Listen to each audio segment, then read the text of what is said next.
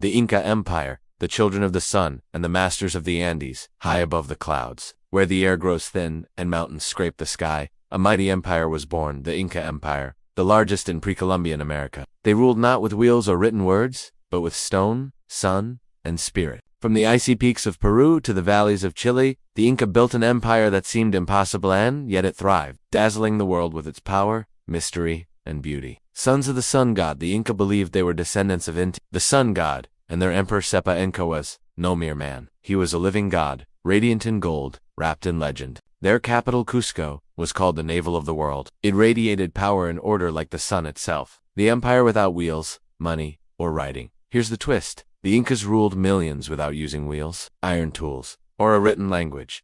They built the road network over 40,000 kilometers, long across deserts, cliffs, and snow-covered mountains. They used chasqui to deliver messages across the empire at lightning speed. They kept records with kapu-knotted strings that encoded everything from taxes to census data. And still, they built Machu Picchu, a mountaintop city so advanced. Its stones fit so perfectly, no blade can slide between them without using mortar. A people of order and generosity. The Incas had no currency. Instead, they practiced mita, a labor tax.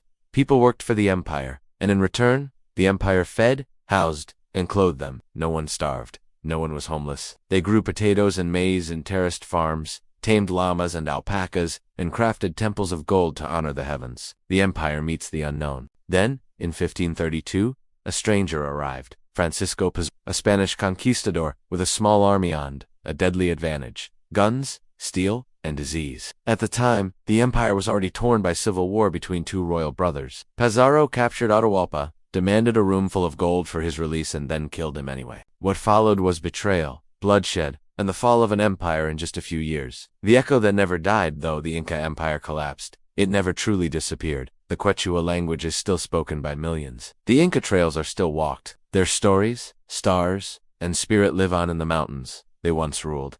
The Inca legacy: they defied gravity, they built in silence. They ruled without cruelty, and they fell not to weakness but. The Inca Empire was a civilization of mystery and marvel, a reminder that the greatest wonders often rise where no one believes they can.